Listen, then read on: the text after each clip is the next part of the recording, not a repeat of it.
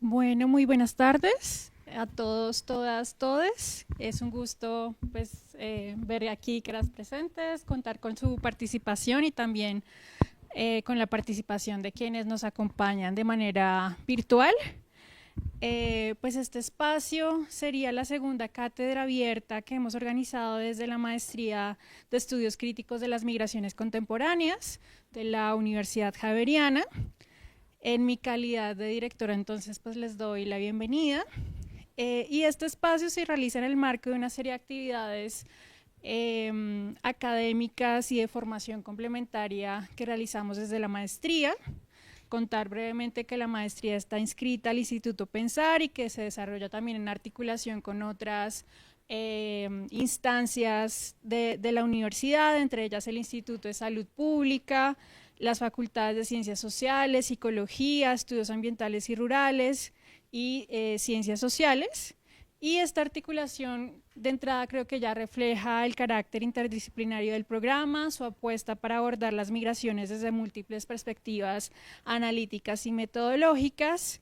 Y desde este programa, que es 100% virtual, buscamos promover una aproximación crítica, interdisciplinaria y situada a los procesos de movilidad humana contemporánea, abordando las migraciones no solo como un fenómeno demográfico de política pública, sino ante todo como procesos atravesados por relaciones de poder, por dinámicas geopolíticas, por experiencias encarnadas y luchas y procesos de resistencia también.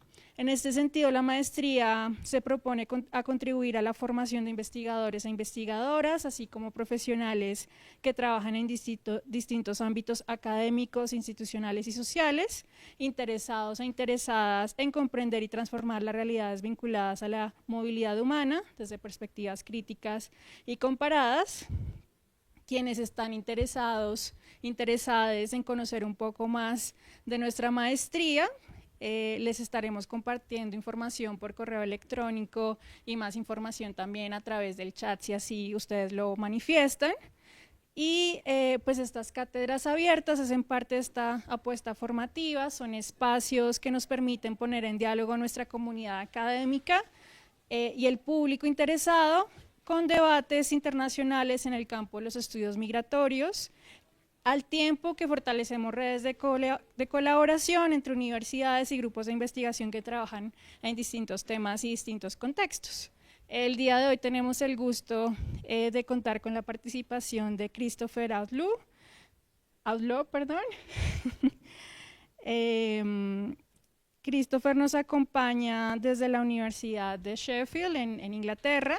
Él cuenta con una licenciatura en lenguas, un máster en comunicación intercultural y desarrollo internacional, un máster en investigación social y actualmente es candidato a doctor en estudios urbanos por la misma universidad. Entonces, sin más preámbulo, le damos la bienvenida a Christopher y pues la palabra es tuya.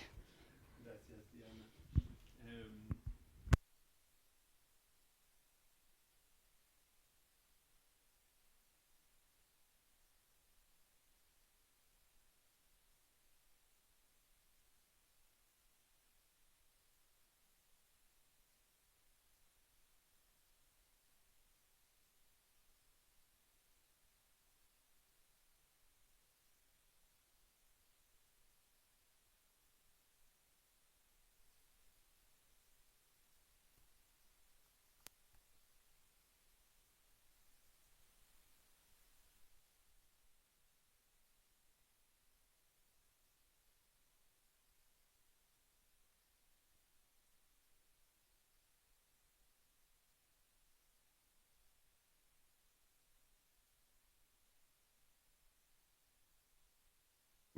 de mi investigación.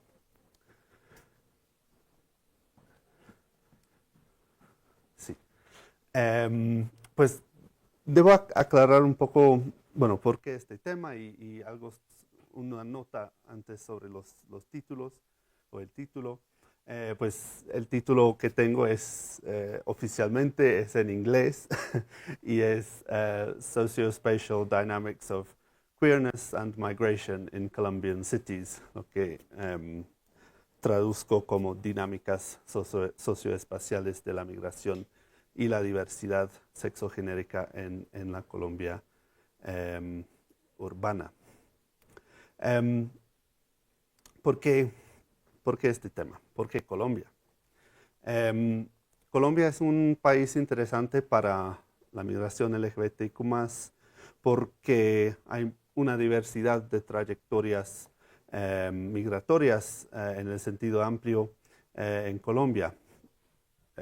Migración interna, migración internacional, migración forzada, migración voluntaria, que es como, bueno, no es único en el mundo, pero no es tan común que haya tantas articulaciones de migración. También con la relevancia actual, por ejemplo, en los procesos de paz, había un enfoque en poblaciones LGBTI y también hacia cierto punto migrantes, y eso sí es único en el mundo. Y hay muchas como lagunas empíricas, cosas que no conocemos sobre las experiencias urbanas de esta intersección precisa de personas migrantes y LGBTIQ+. Muchos estudios, muchas políticas, organizaciones en Colombia y en el mundo se enfocan en uno o el otro de esos temas, pero yo quisiera como unirlos.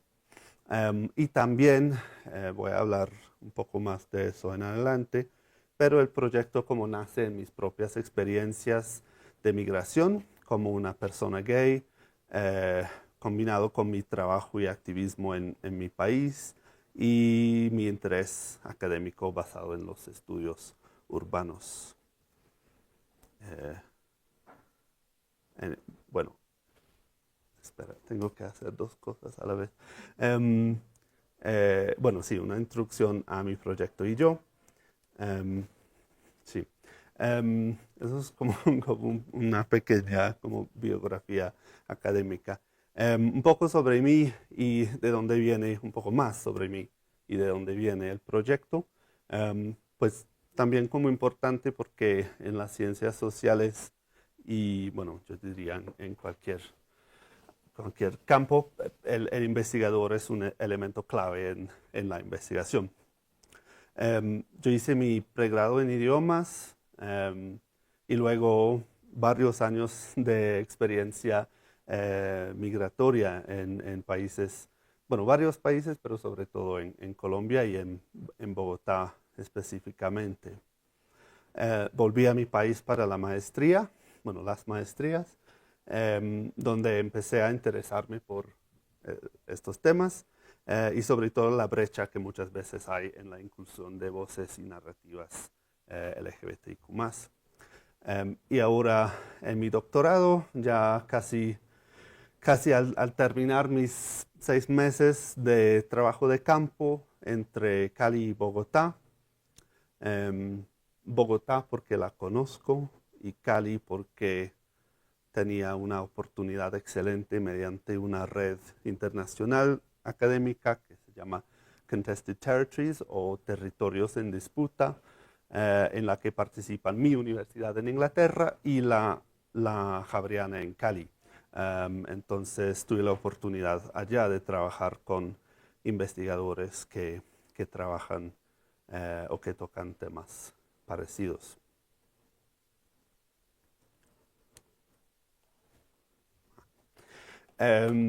Bueno, para introducir un poco mi marco teórico, este gráfico es un poco viejo, pero muestra como lo básico.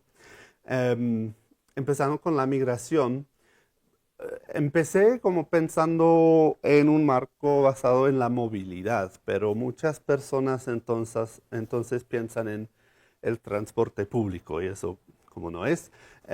Y además la mayoría de los académicos parecen utilizar más la palabra y el concepto migración, entonces ahora es migración. También conceptos como el transnacionalismo de Glick Schiller y otros.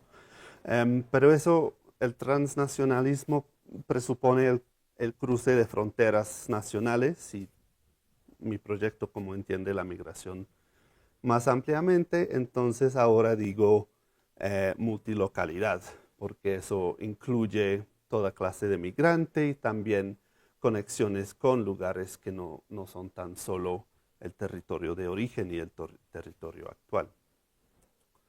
En lo urbano me interesan el sentido de lugar, el sentido de pertenencia, lo que en inglés decimos placemaking o la construcción de un sentido de pertenencia espacial, la legitimidad espacial, eh, es decir, quién se siente o está visto como legítimo en qué espacios y cuándo y por qué.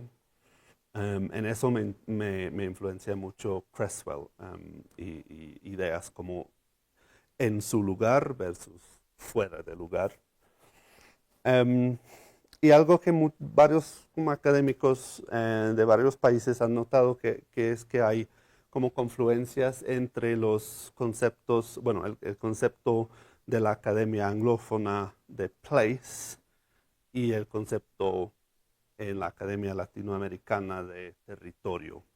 Y eso es algo que pienso que en adelante será como interesante escribir, no sé, un capítulo como sobre eso. Y también otros conceptos como es el derecho a la ciudad de Lefebvre y otros.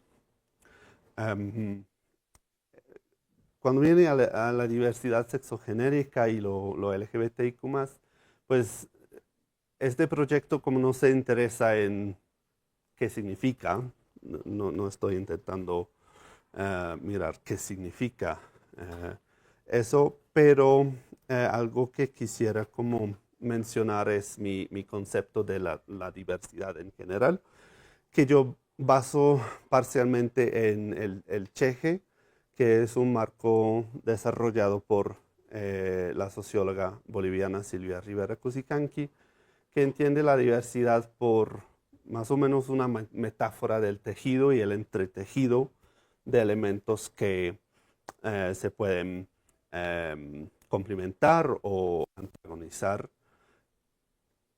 La interseccionalidad utilizo, que es un marco feminista muy común norteamericano, pero ahí en la interseccionalidad se enfoca en características demográficas que se entrecruzan dentro de un contexto espacial y temporal.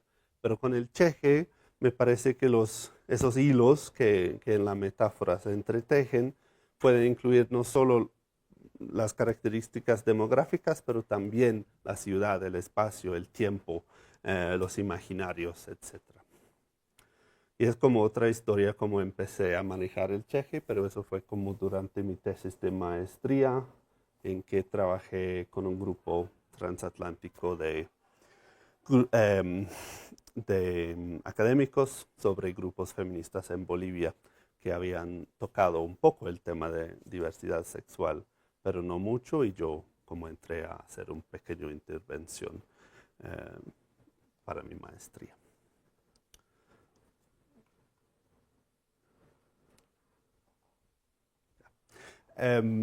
¿Cómo son mis preguntas de investigación?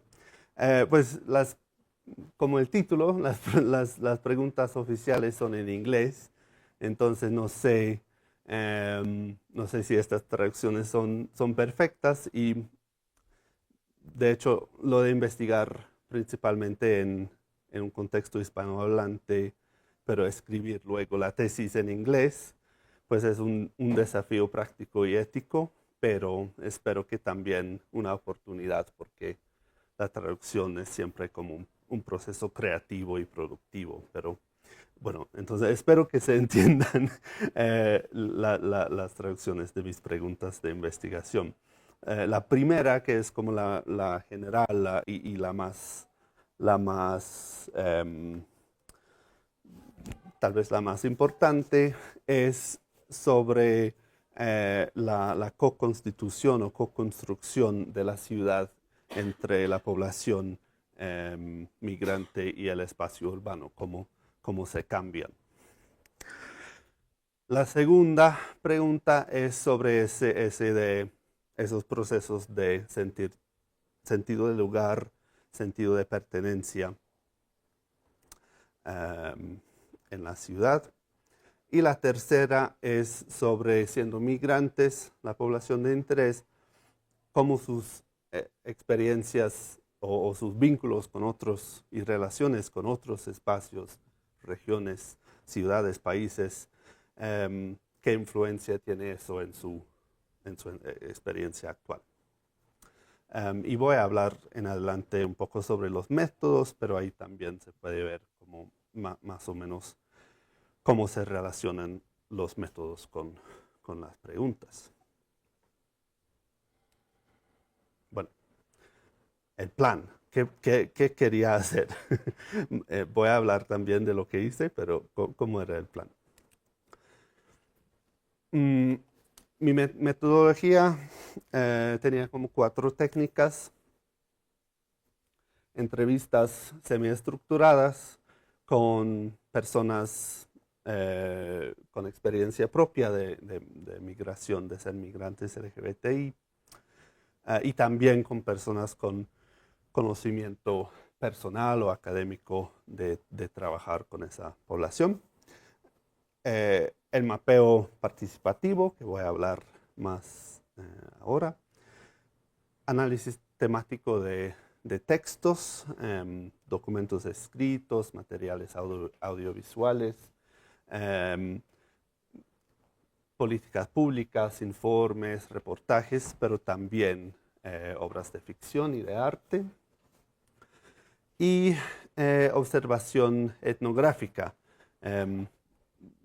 cómo me siento y qué observo durante mi participación y mi experiencia en espacios y eventos en las ciudades. Y pues hay como implicaciones prácticas y éticas. Siempre puede ser un reto trabajar con otras personas en cualquier contexto, pero colaborar con colaboradores comunitarios. Puede ser difícil convocar personas. Si yo tenía habilidades de facilitar los métodos que había propuesto, y otras cosas, y implicaciones éticas de bienestar mío, de los participantes, de sus comunidades, y cómo puedo, eso es algo que como sigo pensando, cómo poder luego difundir y divulgar y cómo restituir y compartir mis hallazgos, no en una tesis que no es muy accesible, pero para las personas y las organizaciones con las que trabajaba. No sé si hay estudiantes entre ustedes, pero pensé tal vez hablar un poco de un método menos conocido, que es el mapeo participativo. Bueno, no es no tan extraño, pero no tan conocido como las entrevistas, por ejemplo. Y en el mapeo participativo yo convoqué grupos de personas durante varias horas con diversos materiales creativos para elaborar representaciones artísticas de sus experiencias de la ciudad, o en algunos casos un barrio o podría ser otro espacio. Y pues esa creación, los mapas o el mapa que crean los participantes es una cosa para analizar en la investigación, pero también un paso clave es la conversación grupal que se tiene al final, en que todos como comparten, se muestran lo que han hecho, se preguntan cosas, se comparan, y eso es como algo muy productivo. No puedo mostrarles mapas de mis participantes porque no los he anonimizado hasta ahora, pero voy a compartir, puedo compartir este mapa que yo hice de mi experiencia de Bogotá cuando vivía aquí y utilizaba durante los talleres como un ejemplo para, bueno, antes de empezar. Y al hacer los mapas, se puede hacer con un punto fijo y como expandir. Puede empezar con una representación básica de la geografía de la ciudad y luego ir como poniendo cosas, que es lo que yo hice. Se puede hacer cualquier cosa, yo di como libertad a los participantes. Pero bueno, yo representé Bogotá así, para mí siempre imagino Bogotá con los cerros, como primero llegué en avión, saliendo del aeropuerto, uno ve las montañas y la ciudad ahí hacia los cerros. Entonces yo dibujé los cerros y unas avenidas como principales para ubicarme y luego indiqué otros espacios.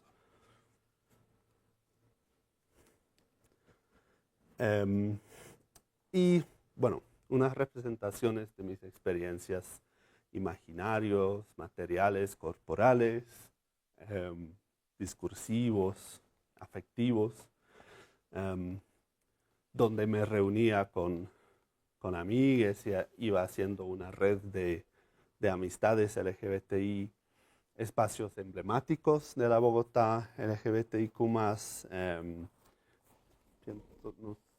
pienso que este es Parque de los Hippies, no sé, pero que son como súper importantes para nuestras percepciones de la ciudad, barrios que me hacen pensar en mi propio país o donde me encontraba con la cultura británica o europea de alguna manera, sitios con asociaciones negativas de atracos o tusas que como siguen influyendo mi sentido de comodidad en distintas partes de Bogotá. Y también sitios donde me conecto o me conectaba con la naturaleza, otros aspectos de mi identidad y mis gustos que son importantes para mi bienestar. Entonces, obviamente es un mapa sumamente personal, basado en mis experiencias y mi posicionamiento como de clase, de raza, de género, de edad, pero también espero que puedan ver que pues en cualquier grupo habría algunas transversalidades o puntos de convergencia, puntos de comparación, y que puedan imaginar cómo ese proceso podría ser muy productivo en el contexto de una investigación como la mía.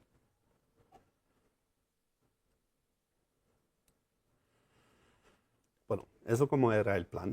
Entonces, ¿qué pasó? Es lo que voy a hablar ahora.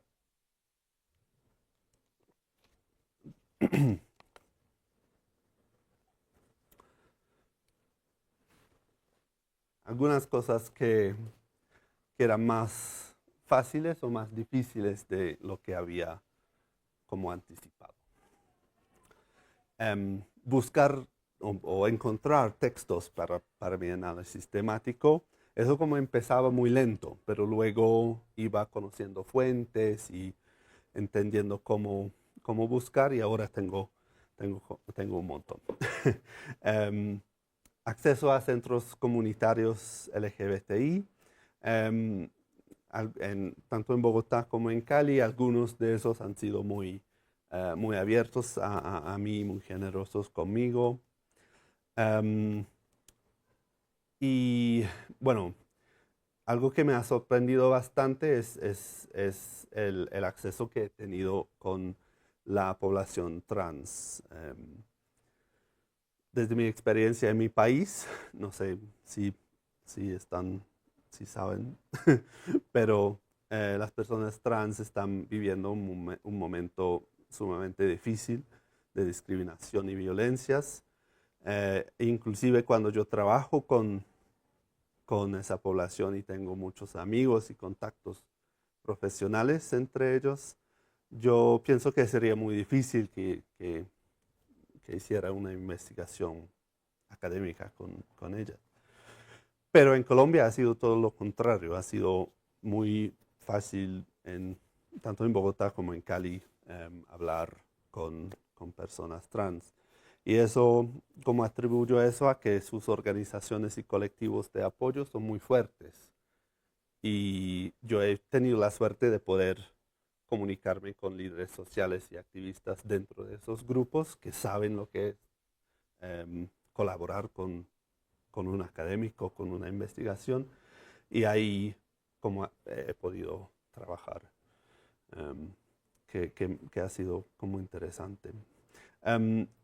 Y pues yo no sabía cómo las personas me iban a recibir, como no tienen por qué confiarse de mí, pero sí lo han hecho, y me han dicho que mis preguntas son como válidas e importantes. Algo que ha sido importante muchas veces es que yo soy una persona LGBTI. Muchas personas me preguntaron antes de hablarme, ¿eres de la comunidad? Y, y eso parecía como muy importante para hacer la investigación. Más difícil, pues los talleres de mapeo solo pude hacer unas 3 o 4, porque me ha sido muy difícil reunir múltiples personas en el mismo lugar al mismo tiempo. No es que no han querido, pero es como difícil hacer eso. Pero ahora estoy pensando cómo utilizar también el mapeo como una herramienta de análisis también. Yo he trabajado más con organizaciones de apoyo LGBTI que migrante. Y esas organizaciones parecen conocer e interesarse mucho más sobre el tema migratorio que al revés. No sé por qué sería, pero así es. Un grupo que tal vez tiene menos coherencia y menos participación en organizaciones es la población migrante internacional voluntaria, pero sí he podido encontrar personas. Y pues siempre hay, hay dudas sobre mis propias habilidades.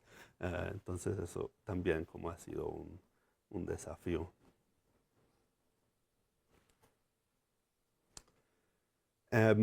Bueno, algunas más aprendizajes. No sé por qué no se ve tan bien, pero bueno. Em, em, Cosas que he aprendido.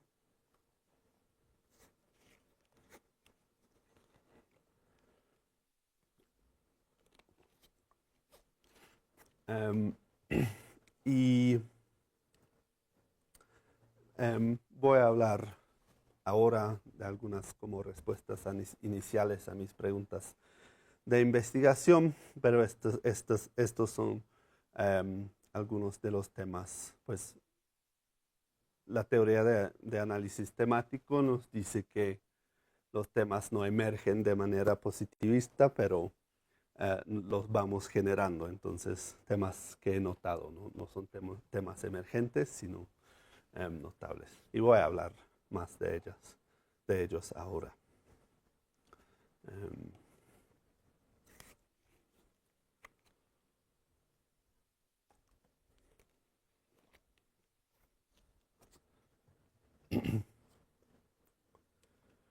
Bueno, obviamente no he empezado la fase de análisis como tal, pero voy a compartir algunas ideas sobre los hallazgos como preliminares entre mis 3 preguntas de investigación.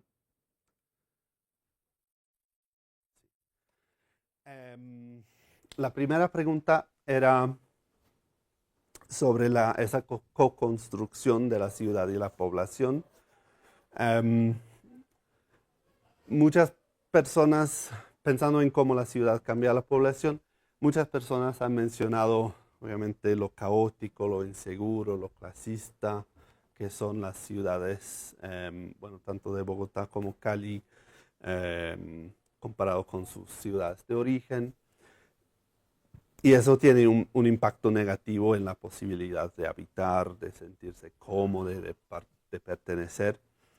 Em, Sin embargo, también hay muchas cosas positivas, aspectos como organizaciones de apoyo, algunas políticas públicas y oportunidades culturales y sociales tienen impactos muy positivos.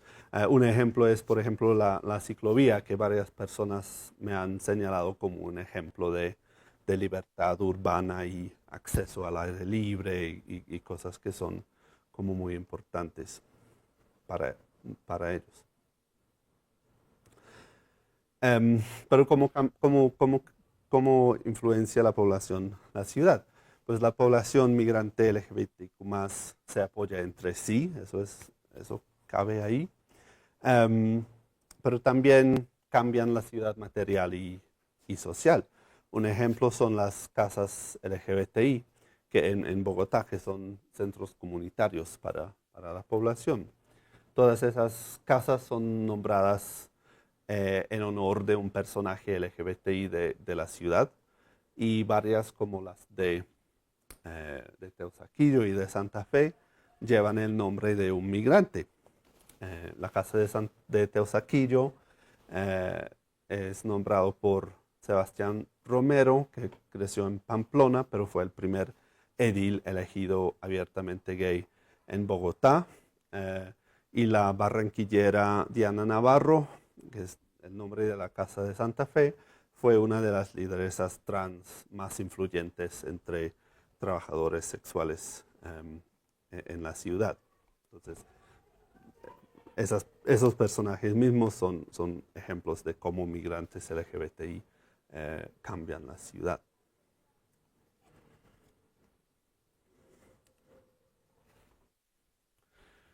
Em, la segunda pregunta es sobre sentido de lugar y sentido de pertenencia. Y hay como interesantes transversalidades entre grupos muy distintos, pero también las experiencias siguen siendo fuertemente influenciadas por dinámicas diferenciales y interseccionales. Em, hay ciertos tipos de lugares que participantes muy diversos mencionan como espacios que les gustan habitar. Un ejemplo es los centros comerciales, pues como muchos colombianos, espacios más o menos seguros donde no hay que comprar nada, pero puedes si quieres y hay muchas cosas que hacer. Em, pero, por ejemplo, para un migrante inglés que no comparte esa cultura de ir a centros comerciales, eso fue algo que yo como tuve que aprender. En Cali, todos mencionaron el río Pance, donde les gusta pasar tiempo en familia o con amigos. Y acceso a la naturaleza es algo que ha salido mucho en entrevistas. En Bogotá, el Parque de los Hippies, inclusive si está lejos o no les gusta, em, es parte de los imaginarios de un espacio tomado por la población LGBTI, y eso es como muy fuerte e impactante. Inclusive un participante costeño me dijo que sus amigos gays que todavía viven en la costa, em, pues se sienten como animados por la idea de que una ciudad en su país tiene posibilidades de una libertad que ellos mismos, según él, no conocen. Y pues el Parque Loma de la Cruz en Cali era un sitio más o menos comparable, pero ahora no tanto, pero también memorias son importantes. Pero obviamente para ciertas personas, más a los márgenes de las normatividades, hay limitades en acceder a esos espacios y oportunidades. Todavía se habla mucho, por ejemplo, de la transfobia y del racismo. inclusive dentro de la población LGBTQ+. Y la clase social es absolutamente clave.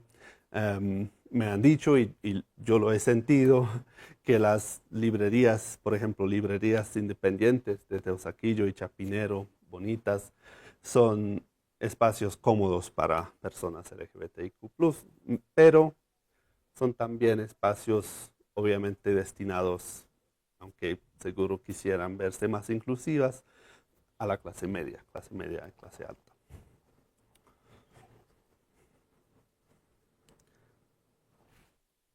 Y pues la última pregunta es sobre esa influencia de la multilocalidad y las relaciones multilocales, que puede ser una oportunidad y un desafío, y no es tan solo del origen al destino.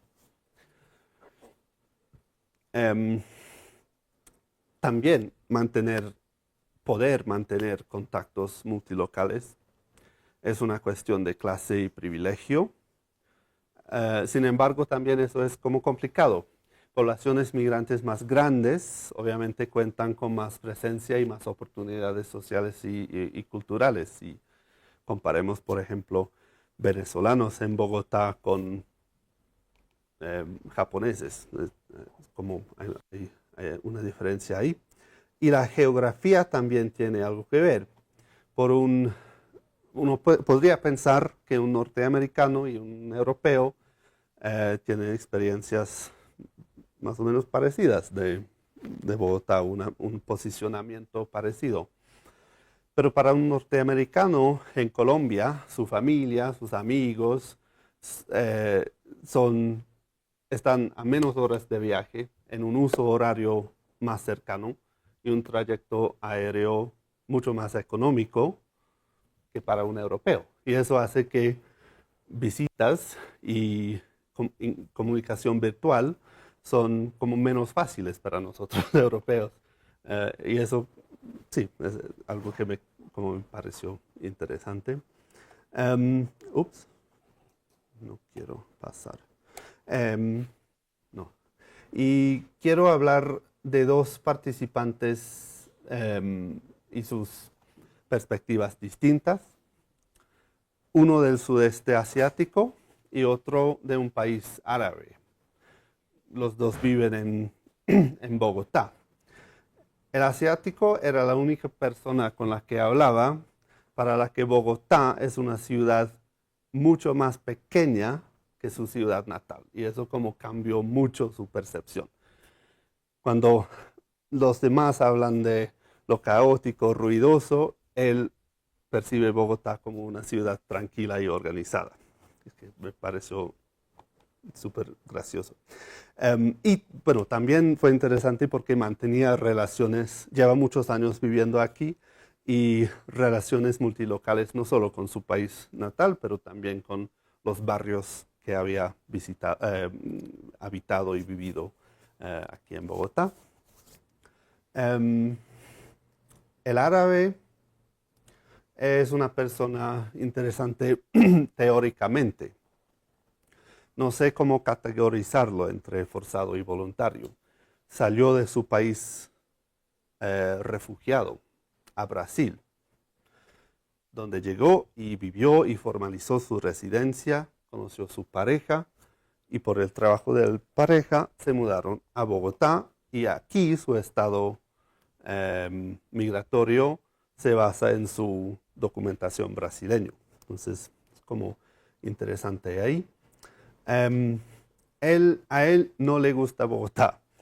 Lo único que le gusta, que según él, vive en el centro, es que, y comparado con donde había vivido en Brasil, hay muchos edificios antiguos.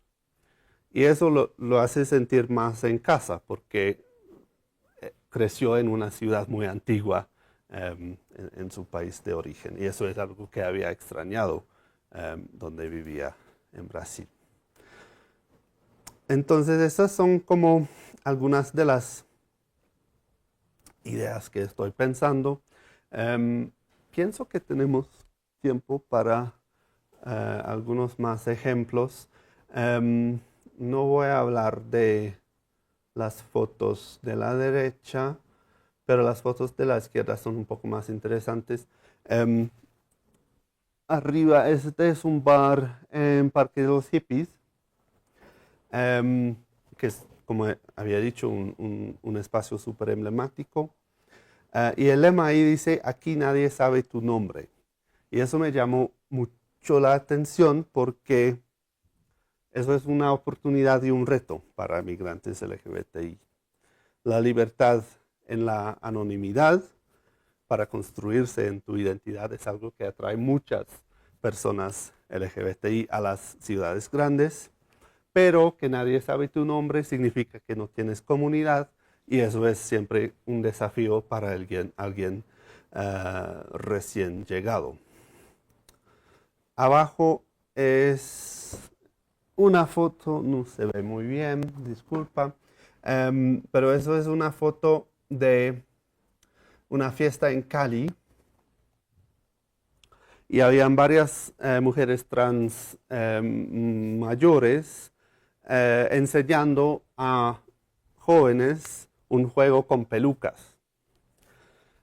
Y muchas de esas mujeres se vieron forzadas a irse de sus casas muy jóvenes y llegar a barrios informales de Cali, donde las paredes de ladrillo son muy ásperas y rugosas. Y si lanzas una peluca, es muy posible que como queda pegada ahí a la pared. Y había todo un juego con eso.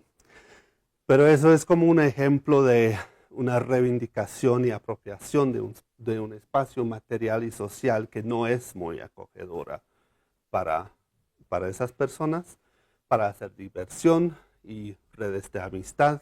Y además esa transmisión de esa cultura durante esa fiesta fue como una forma de cambiar la ciudad y construir comunidad y eso pues me llamó mucho la atención.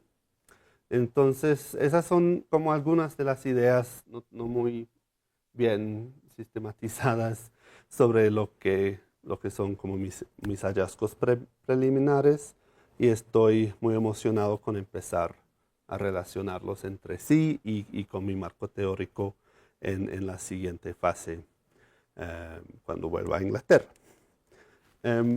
Para terminar, pues la migración es un asunto LGBTIQ+, la migración LGBTIQ+, es un asunto urbano y la migración LGBTIQ+, en Cali y Bogotá es un asunto actual. Voy a aprovechar mis últimos días aquí en Bogotá y luego, como dije, empezar con la fase de análisis y también pensar en cómo puedo divulgar de forma accesible mis hallazgos. Pero pues finalmente considerando que estamos en la Universidad Javeriana y que estaba en la Javeriana de Cali, quisiera como agradecerles a unas pocas personas. Primero en Cali, mis colegas Carlos Tovar y Paula Hoyos, y también Marion Cataño, que fue la coordinadora del nodo de la red Territorios en Disputa que mencionaba antes. Y pues en Bogotá, con todo el Instituto Pensar, su director Oscar Hernández, Diana Garcés, que me propuso la estancia y me invitó a dar esta charla hoy. Y pues finalmente todos los profesores y estudiantes javerianos que me han apoyado durante todo el proceso. Muchísimas gracias.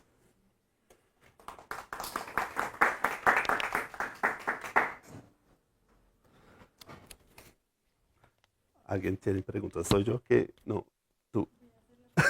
Bueno. Bueno, para quienes nos acompañan presencialmente y también a través del Teams, pues este es el momento para compartir sus impresiones, si tienen preguntas. Entonces, les escuchamos muy atentamente por aquí. Muchísimas gracias, Christopher. Creo que Gracias. yo te había visto en la casa LGBT de Sebastián ¿Podría ser? Romero. Bueno, sí, sí. sí te vi. Estamos en un cineforo. Ah, sí. Yo quería hablar, pero no hubo espacio para conversar. Quería preguntarte sobre, digamos, si hay alguna manera de contrastar estos, digamos, hallazgos, aunque tu método es autoetnográfico, con los mapeo participativo y demás, no deja uno de preguntarse, digamos, en términos estadísticos, Mm, digamos, la materialidad de la población de la cual estamos hablando. Lo pregunto particularmente porque en el caso, no sé si es una percepción intuitiva que he tenido, yo he visto que hay un aumento del turismo de ujú, personas diversas y sabido a través de una mujer transgénero venezolana que muchas han venido a Colombia a hacer su proceso de transición ujú, porque no es en Venezuela no tienen acceso. Entonces, pues claramente uno se pregunta por estos temas de acceso a derechos, como el derecho a la salud, a la educación, al trabajo de la población migrante. Y sí, como la materialidad de cuántas personas estamos hablando y de dónde vienen, por qué vienen, ¿no? En el caso de ella fue muy evidente, mm, dijo, yo vine aquí es porque quiero hacer mi tránsito aquí en Colombia, que tengo la oportunidad y después quiero irme a España, me dijo. ujú, ujú, Y me dijo que había más personas como ella, que habían hecho eso por un tema de seguridad, mm, mm, mm, sencillamente, mm. y también económico. Eh, sí, esa era, digamos, como básicamente la pregunta. Y ahí la segunda, asociado a eso, si te has acercado, digamos, a estas instituciones, tú hablabas de los colectivos de personas trans, pero por ejemplo, organizaciones como Colombia Diversa, como Fundación GAT, como, bueno, varias organizaciones que, digamos, también hacen sentido, que Ujú, hacen como ujú, investigación alrededor de las dinámicas y necesidades, oportunidades, brechas de acceso a ujú, derechos ujú. de la población LGBT, como hacen pues en nuestro país. Gracias. Sí, gracias. ¿Respondo o bueno, Bueno, buenas tardes a todos. Cristian, muchas gracias por compartir con nosotros los contenidos de tu investigación. Mi nombre es Jairo Humberto Agudelo. Yo soy arquitecto. mm, Entonces, claro, me ha interesado mucho el trabajo desde el lado de la capítulo del espacio, las formas de apropiación del espacio. Y he trabajado todo el tiempo la semiología. Cuando tú hablas de sentido del lugar eh, y estás entrando, digamos, tocando la puerta de la semiología en la construcción de una identidad, porque de alguna manera la migración sugiere un desprendimiento o por lo menos eh, de un desprendimiento que nos va a obligar después a reconstruirnos simbólicamente. Y para eso el espacio ayuda mucho, ¿cierto? Pero la cuota simbólica es fundamental. mm, Es decir, no sé si habrás estudiado seguramente a Bourdieu y ese aspecto de cómo las violencias en unos lugares y las identidades en otros lugares, unas nos empujan y otras nos atraen, y eso es pura semiología. mm, Entonces, en el segundo capítulo, cuando tú hablas de lugares, de mapas, de geografías, eso es bastante interesante y no sé cómo has visto tú ese capítulo de la semiología en la dimensión espacial. mm.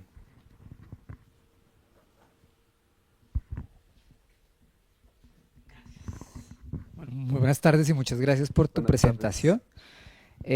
Pues más que preguntas, yo quisiera como resaltar varios elementos que me llamaron mucho la atención y que ojalá cuando podamos leer tu tesis podamos como encontrarlas.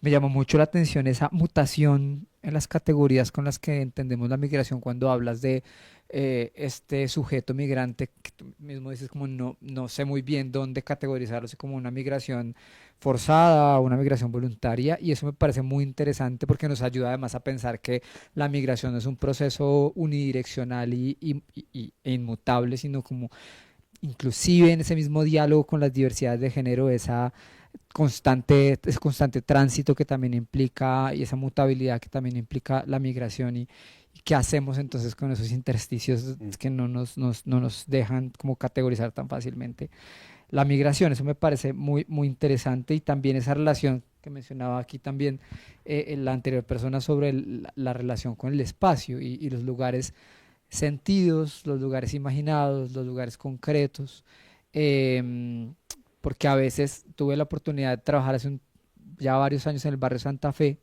en una época en la que la migración llevaba cientos de familias a vivir en los pagaderos del barrio Santa Fe y ver cómo cambiaron profundamente las dinámicas de relacionamiento con el espacio de mujeres en ejercicio de prostitución Ujú. colombianas y mujeres en ese ejercicio de prostitución migrantes transgénero y cómo su presencia no solamente era acoplarse al espacio, sino transformar por completo el espacio Mm.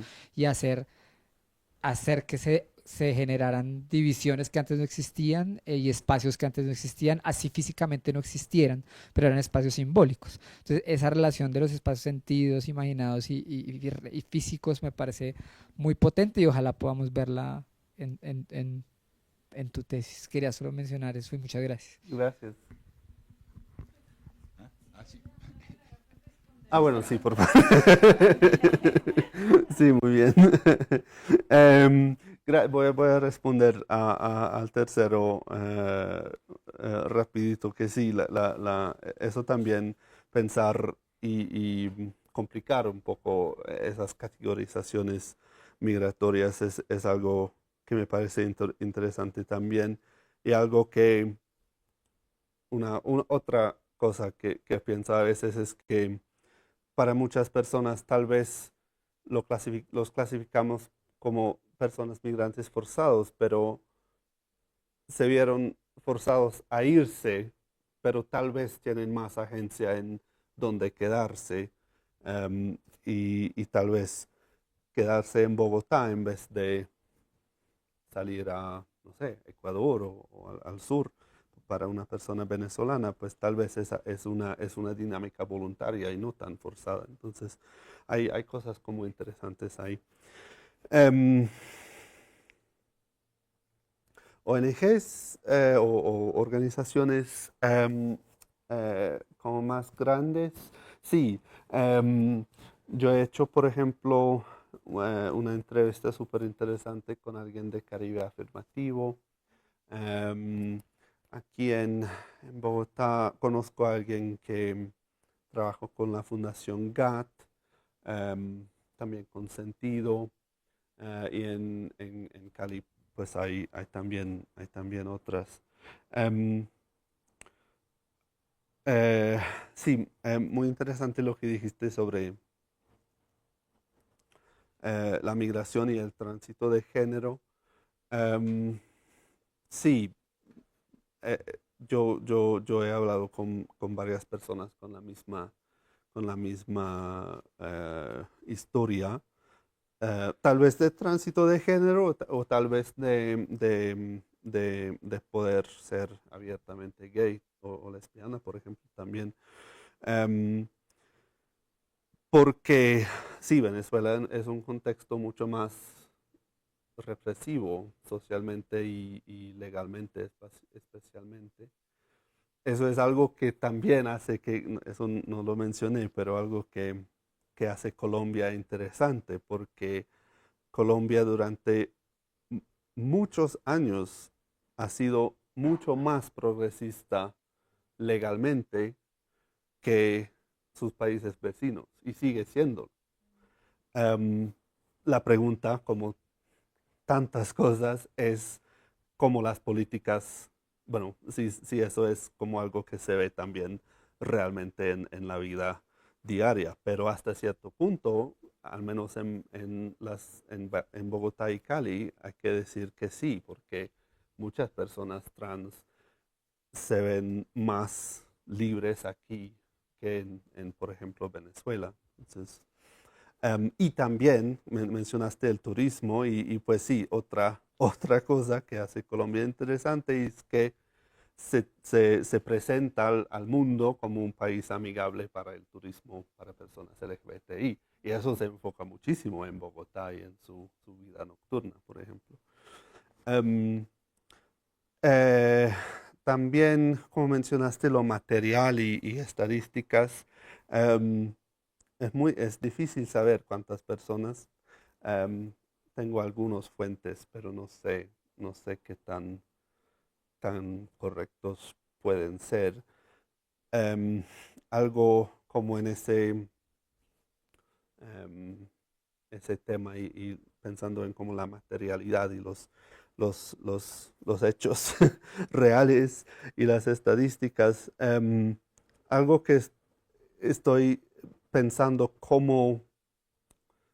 em, cómo tratar en mi análisis y cómo representar también de una manera fiel es que obviamente todavía las estadísticas sobre violencias, discriminación, prejuicios contra la población LGBT en general, personas trans, mujeres trans específicamente, eh, pues son muy malas en Colombia en general, ¿cierto? Pero la mayoría de los participantes han tenido narrativas muy positivas de sus vidas. Pienso que tiene que ver con esas posibilidades de construir comunidad, pero es algo como, es un contraste porque yo tenía una experiencia súper positiva viviendo en Colombia y no compartía tanto esa percepción, pero cuando explico mi trabajo a personas en Inglaterra, su pensamiento es que en Colombia sería un país más como represiva para personas LGBTI. Y pues en lo estadístico, pues comparado con otros países, bueno, con mi país, por ejemplo, sí, pero no sé qué tanto, como dije, ahora estamos viviendo un momento súper difícil para personas LGBTI en mi país, entonces no sé, esas percepciones yo pienso que en Inglaterra serían como peores y aquí como en Colombia las personas se ven más cómodas, no sé, es algo que estoy como intentando mirar, sí. Em, y el sentido del lugar y la semiología, lo simbólico, em, eso es algo que eh, me falta un poco de mi marco teórico.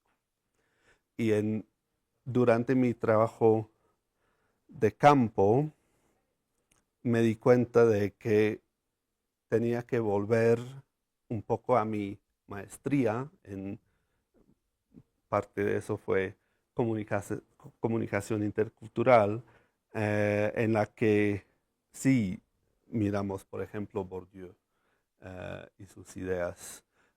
Y eso es algo que tengo como pendiente, pero sí, muy cierto. Muchas gracias por eso. Sí.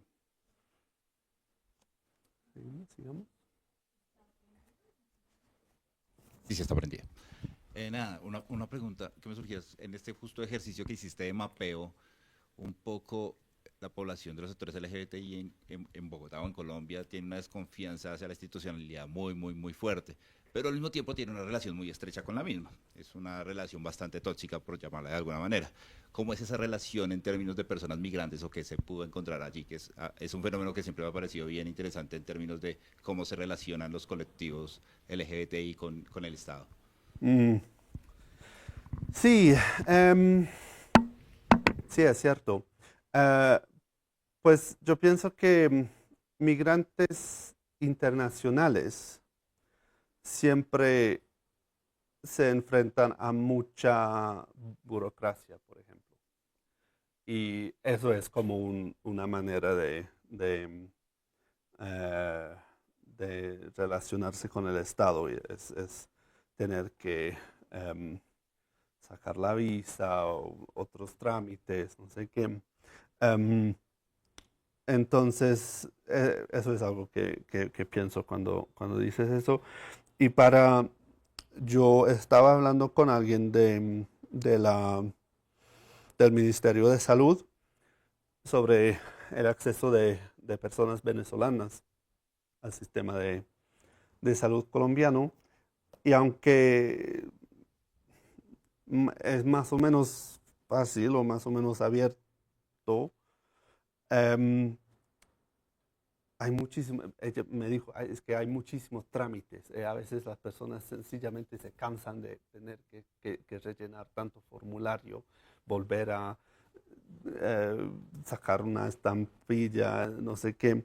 Entonces, pienso que esas cosas son, obviamente, para personas que sí son aquí legalmente, porque si no lo son, pues eso es otra cosa completamente con su relación con el Estado. Em, y sí, también es cierto lo que dices sobre em, esa desconfianza.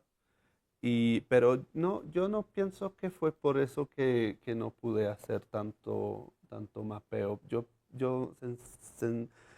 Sinceramente pienso que fue solo porque es difícil organizarlo. Em, pero eso sí es una razón por la que, por ejemplo, em, eh, las entrevistas y los mapas pueden ser anónimas. De hecho, la gran mayoría de las personas querían tener su nombre en, el, en la tesis, pero en principio pueden ser anónimos. Y también cosas, por ejemplo, hay personas que no quieren firmar un formulario de consentimiento, por ejemplo, que es algo que mi universidad en Inglaterra le encanta, que todos tienen una firma en algo, pero yo hice esos procesos de consentimiento también, por ejemplo, de forma oral, porque hay personas que no son cómodos con esa como formalización. Sí. Disculpo, hubiéramos pasado a otra pregunta antes.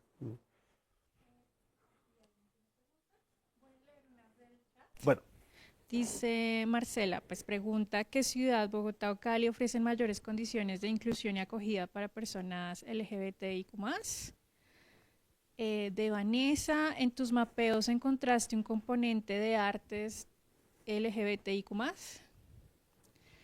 Y de Vladimir, es un comentario, el mapeo se enfocó en 2 ciudades con dinámica muy diferente al resto del país y con una cultura muy diferente. sí. Sí. Bueno, voy a responder al revés. Sí, 2 contextos muy diferentes. Bueno, yo soy estudiante de estudios urbanos, entonces no voy a como entrar en el debate de si o no debería enfocarme en ciudades o en la ruralidad, pero sí no es representativo de todo el país. Algo que quería, que son 2 ciudades muy diferentes, yo siempre he querido em, eh, hacer la investigación con una diversidad de experiencias y incluir a Cali. Yo hice como una visita exploratoria antes de decidir de, de incluir a Cali. Cali me permitió hablar con, por ejemplo, personas desplazadas afrocolombianas que, bueno, obviamente en Bogotá hay personas de eso, pero yo no he conocido ninguno, por ejemplo, durante mi, porque son una población mucho más pequeña aquí. En cambio, por ejemplo, en Bogotá hay muchos más europeos, por ejemplo, que en Cali. Entonces, eso fue como parte de la idea de incluir a Cali, fue poder incluir a más voces. Y sí, son ciudades muy distintas, pero yo no creo que mi tesis voy a hacer una comparación de Cali y Bogotá. Pienso que va a ser más, bueno, podría ser diferente en distintos capítulos, pero pienso que va a ser más comparación entre experiencias de migración o tal vez, por ejemplo, em, eh, características demográficas como su posición en la población LGBTI o de género o de raza. Um, pero, pero sí, no, hasta ahora, bueno, sí, obviamente voy a incluir algo de comparación entre Bogotá y Cali, pero eso no me parece la manera de escribir la tesis más que tiene más sentido. Entonces, sobre esta pregunta, pero sí, es cierto. El arte, ¿cómo era la pregunta sobre el arte?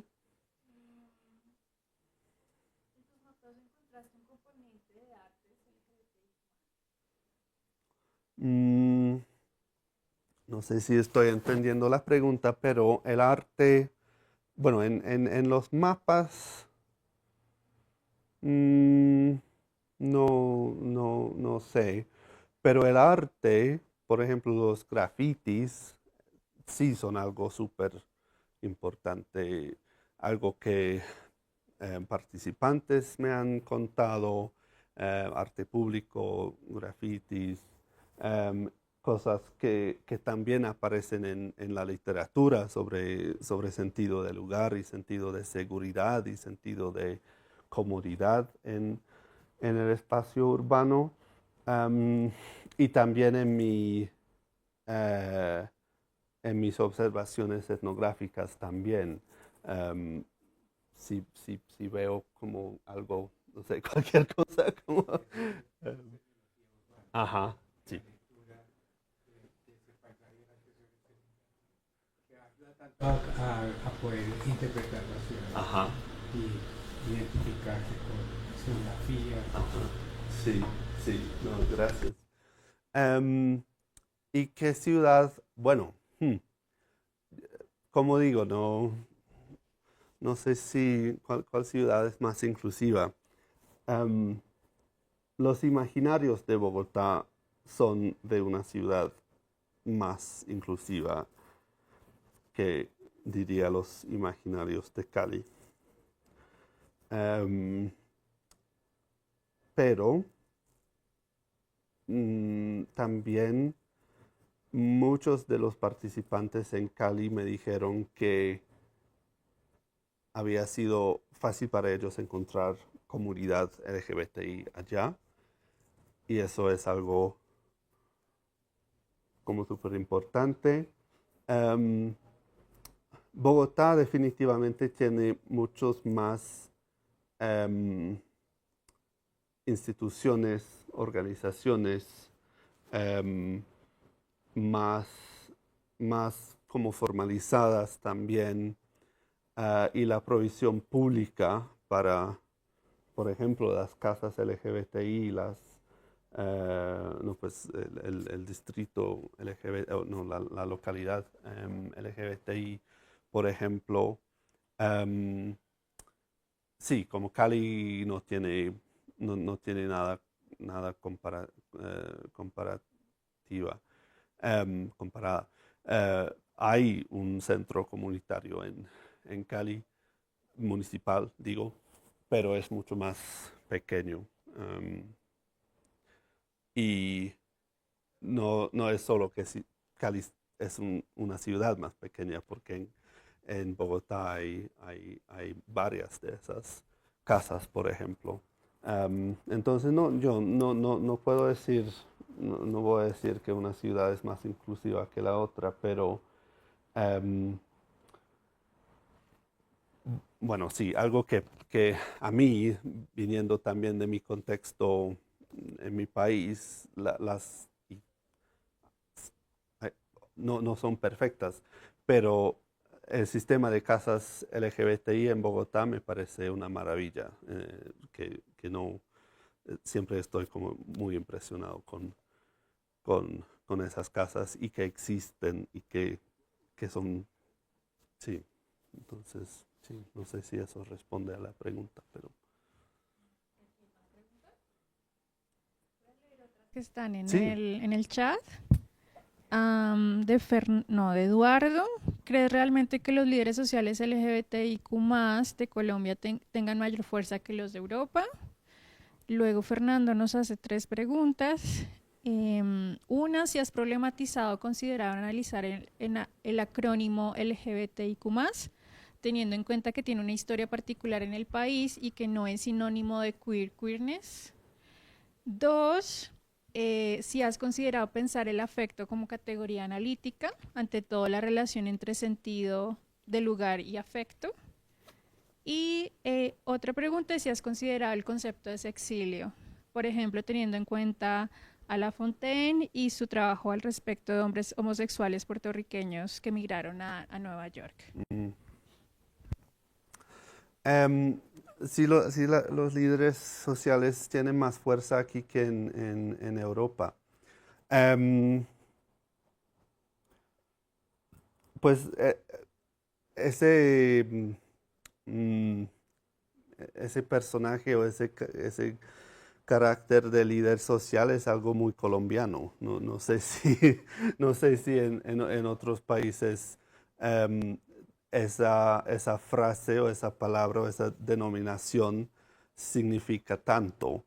Em, yo, si tiene más fuerza que las en Europa, es una pregunta difícil, pero pienso que los movimientos sociales sí aquí me parecen bastante fuertes. Pienso que bueno, en mi país nos estamos dando cuenta ahora que esos movimientos sociales todavía son importantes.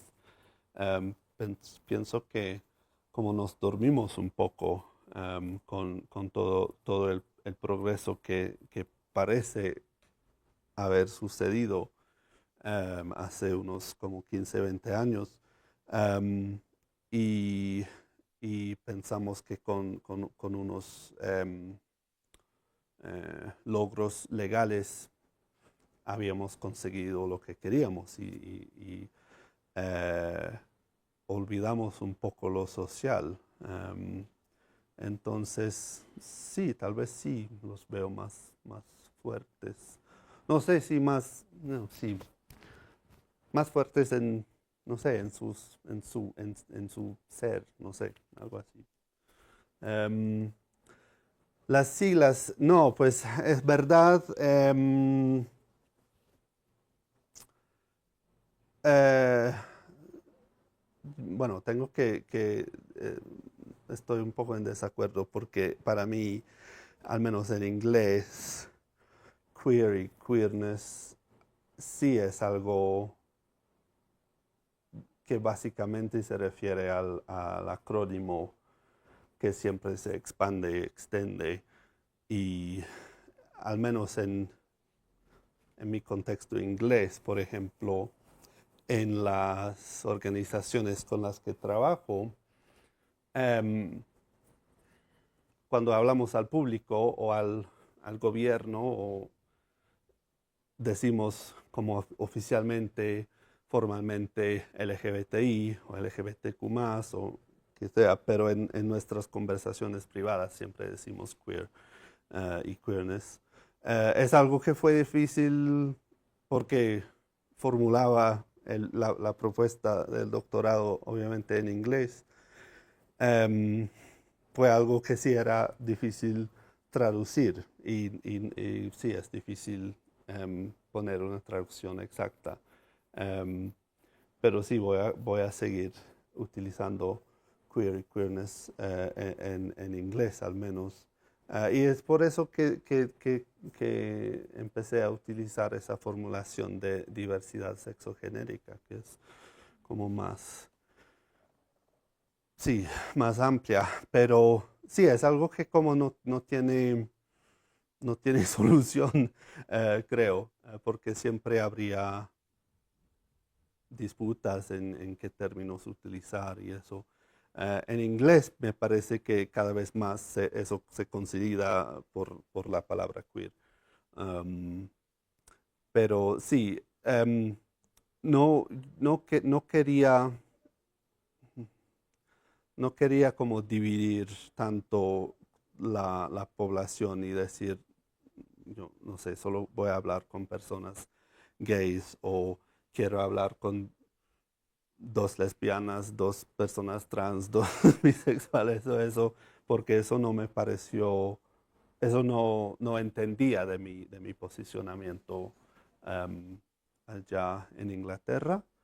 Pero sí es verdad que hay dinámicas y tensiones dentro de la población a veces entre personas con distintas letras del acrónimo. Sí, es algo súper complejo.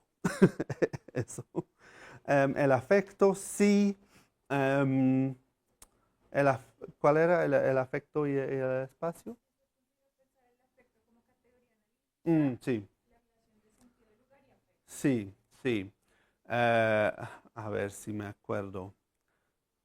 Tengo como cinco maneras de pensar ese placemaking en sentido de lugar que tiene como material afectivo. No me acuerdo ahora qué son, qué son los otros, pero sí, sí. Y sexilio, em, ¿quién me mencionó el sexilio? Varias personas me han mencionado el sexilio. Una dinámica que he encontrado, bueno, yo no lo encontré yo, pero es entre mujeres trans que se van a Europa, van de Colombia o de otros países latinos y van a Europa, a Italia, a Francia, a veces a Inglaterra.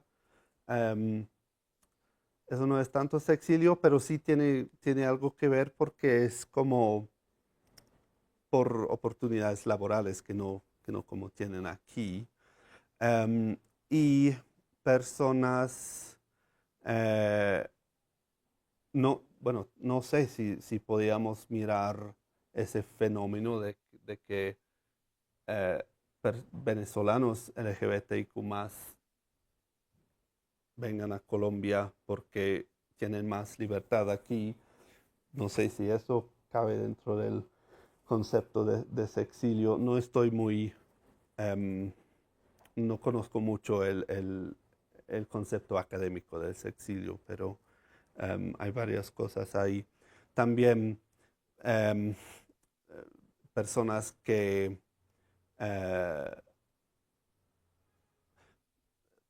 había un fenómeno de desplazamiento forzado por discriminación homofóbica, transfóbica. No sé si eso es una forma de sexilio interno al país. Y también personas, inclusive activistas, que por tan amenazados eh, tuvieron que irse un tiempo a Europa, por ejemplo, o América, Norteamérica.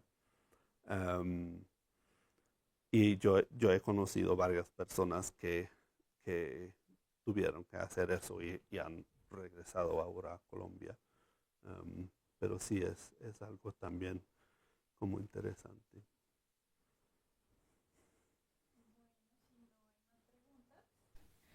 y tampoco hemos visto más preguntas en el chat, pues yo creo que ya podemos dar por cerrada esta segunda cátedra abierta. Un gusto de verdad contar con su presencia. Sí. Siempre decimos que somos una maestría de nicho porque no todo el mundo trabaja migraciones, y también es un gusto contar con Christopher para ampliarnos también otras posibilidades de entender la migración, desde lo que significa la heteronormatividad, la cis-heteronormatividad, traernos y desplazarnos hacia otras epistemologías. Creo que la conversación seguirá más adelante. Sí, puede. Y pues invitadas a conocer un poco más de la maestría. Quienes están de manera virtual les compartiremos alguna información, y presencial pues se pueden acercar en cualquier momento, ahora o en el Instituto Pensar, que está abierta el espacio para cuando así lo decidan. Entonces, muchas gracias por acompañarnos y nos veremos en la siguiente cátedra abierta. Gracias.